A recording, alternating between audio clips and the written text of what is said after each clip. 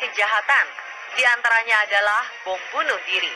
Biasanya para eksekutor bom bunuh diri sudah mengalami cuci otak atau didoktrin, sehingga mereka punya alasan yang kuat mau merelakan nyawa mereka dan tidak peduli akan banyak orang yang menderita. Berikut, On The Spot telah merangkum beberapa kejadian aksi bom bunuh diri yang telah menewaskan banyak nyawa.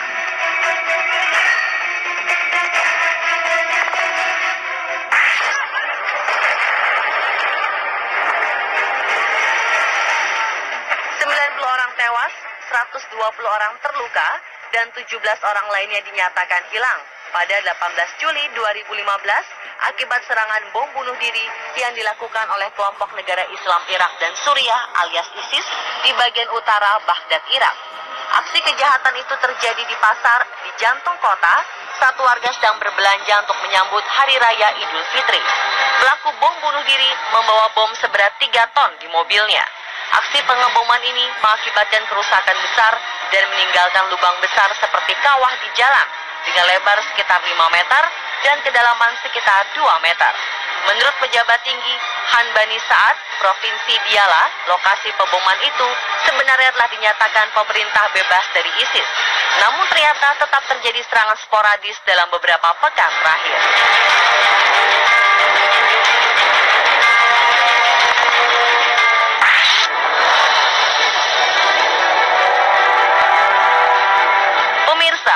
Setidaknya 93 orang tewas dalam bom mobil bunuh diri di Pakistan. Pengebom meledakkan kendaraan yang berisi alat peledak pada saat khalayak berkumpul untuk menyaksikan 2 tim lokal bertanding dalam turnamen bola voli di desa dekat kubu pertahanan Taliban di Waziristan Selatan. Keamanan pun langsung diperketat di seluruh distrik Banu yang berbatasan dengan daerah lokasi kejadian.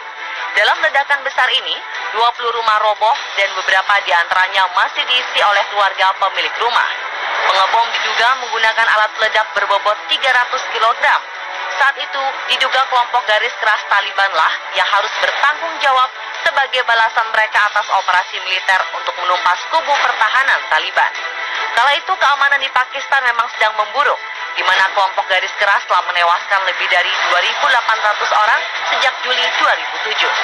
Sementara itu, wilayah barat laut Pakistan paling menderita akibat sepak terjang garis keras, antara lain dengan pemboman bunuh diri yang korbannya makin meningkat di kalangan penduduk sipil.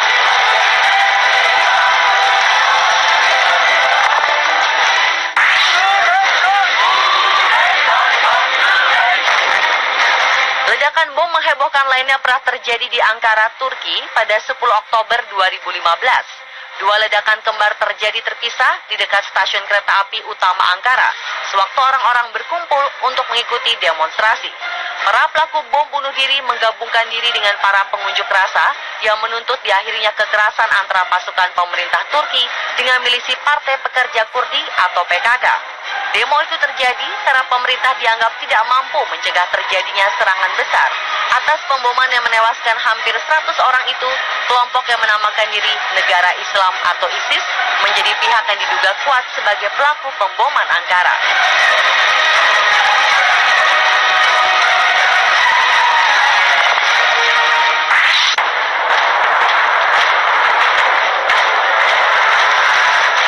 Diri dan penembakan di Paris, Prancis yang terjadi pada 13 November 2015 merupakan bom bunuh diri yang juga banyak menelan korban jiwa. 153 orang tewas dan ratusan orang luka-luka atas aksi yang diduga didalangi oleh ISIS ini. 7 pelaku dalam serangan bom di sejumlah restoran, lokasi konser, dan stadion di Paris tewas dalam serangan mereka dengan bom yang dililitkan pada ikat pinggang mereka. Sementara itu, 1 pelaku lainnya tewas setelah ditembak polisi. Seorang pelaku bom bunuh diri meledakkan bom di dekat pintu masuk Stadion Stade de France, di mana Presiden François Hollande dan Menlu Jerman sedang menonton pertandingan persahabatan timnas Prancis dan Jerman. Selain pelaku, 35 orang tewas dalam ledakan tersebut. Di luar Stadion The Stade de France, bom bunuh diri kedua meledak menewaskan sang pelaku. Beberapa menit kemudian, pelaku bom bunuh diri tewas setelah meledakkan bom di restoran Le Comtois Voltaire di Boulevard Voltaire. Selang sekitar 10 menit, pelaku bom bunuh diri ketiga meledakkan diri dekat stadion di Stade de France. Berdasarkan hasil identifikasi dan penemuan polisi, dari 8 orang pelaku bom bunuh diri, diantaranya diketahui pelaku bom bunuh diri di Bataclan adalah orang Perancis. Selain itu, polisi juga menemukan paspor Suriah dan Mesir pada pelaku bom bunuh diri di luar stadion Stade de France.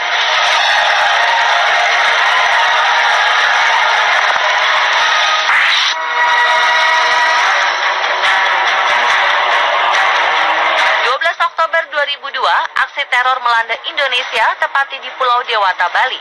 Semarak malam akhir pekan yang dipenuhi tawa dan canda dari para turis serta warga lokal mendadak sirna. 2 bom dahsyat meledak di Paddy's Pub dan Sari Club di Jalan Legian Kuta, sedangkan ledakan lainnya terjadi di dekat kantor konsulat Amerika Serikat di Denpasar. Korban tewas mencapai 202 orang, di mana 164 orang diantaranya warga asing dari 24 negara dan 38 orang lainnya warga Indonesia, sedangkan 209 orang mengalami luka-luka. Pelaku bom bunuh diri bernama Iqbal melakukan aksinya dengan memakai bom rompi dan diledakkan di Paddy's Pub. Eksekutor lainnya bernama Jimmy melancarkan aksinya dengan menggunakan mobil L300 yang ia ledakan di dekat Sari Club. Dampak kerusakan akibat aksi bom bunuh diri itu pun mencapai hingga radius 1 km dari pusat ledakan. Peristiwa yang disebut bom Bali 1 ini dianggap sebagai aksi terorisme terparah dalam sejarah Indonesia.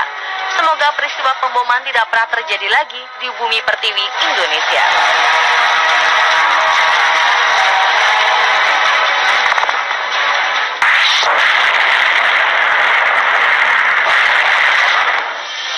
Pada 23 Oktober 1983, 220 orang marinir Amerika dan 21 tentara Perancis tewas di kota Beirut, Lebanon akibat bom bunuh diri. Seluruh korban adalah bagian dari pasukan multinasional yang tengah berupaya mengakhiri perang saudara di Lebanon. Kejadian ini diawali ketika 2 buah truk yang membawa 1,4 ton bahan peledak ditabrakkan ke markas militer Amerika. Tabrakan tersebut pun kemudian memicu ledakan super dahsyat. Ledakan ini bahkan sampai meluluh lantakan markas militer Amerika Serikat. Kedua sopir yang mengemudi truk tersebut diketahui bernama Abu Mazen dan Abu Sijaan. Kedua pelaku bom bunuh diri langsung tewas di tempat kejadian. Walau saat itu murka, tapi Amerika bersikeras untuk tidak menarik pulang pasukannya dari Lebanon. Kehadiran Amerika sendiri saat itu mengirim pasukannya sebagai bagian misi penjaga keamanan di Lebanon, yang pada saat itu dilanda kerusuhan antar agama yang begitu besar.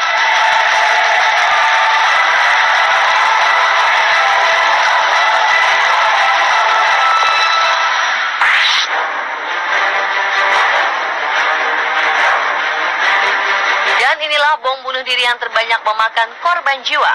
Walau terjadi di Amerika Serikat, namun tragedi 11 September telah mengguncang dunia. Pada pagi di hari naas itu, 19 orang pembajak dari kelompok militan Al-Qaeda mengambil alih 4 pesawat komersial yang sedang terbang menuju San Francisco dan Los Angeles setelah lepas landas dari Boston, Newark, dan Washington DC. Pesawat dengan penerbangan jarak jauh sengaja dipilih untuk dibajak karena mengangkut bahan bakar yang banyak. 5 pembajak kemudian menabrakkan American Airlines ke Menara Utara World Trade Center atau WTC-1, lalu beberapa menit kemudian 5 pembajak lainnya menabrakkan United Airlines penerbangan 175 ke Menara Selatan atau WTC-2. 5 pembajak lainnya menabrakkan American Airlines penerbangan 77 ke Pentagon sekitar setengah jam kemudian. Lalu pesawat keempat yaitu United Airlines penerbangan 93 yang diduga akan dijatuhkan di US Capitol atau Gedung Putih akhirnya jatuh di sebuah lapangan dekat Shanksville setelah penumpangnya melawan para pembajak. Dari laporan beberapa penumpang yang mampu melakukan panggilan telepon menggunakan layanan telepon pesawat dan telepon genggam, para pembajak menusuk dan membunuh pilot, pramugari, dan beberapa penumpang. Atas aksi sangat tak berperi kemanusiaan ini, nyaris 3.000 orang tewas dan 6.000 orang terluka. Al-Qaeda dan pemimpinnya, yaitu Osama bin Laden, mengaku bahwa mereka melakukannya akibat dukungan Amerika terhadap Israel, keberadaan tentara Amerika di Arab Saudi, dan akibat sanksi Amerika terhadap Irak.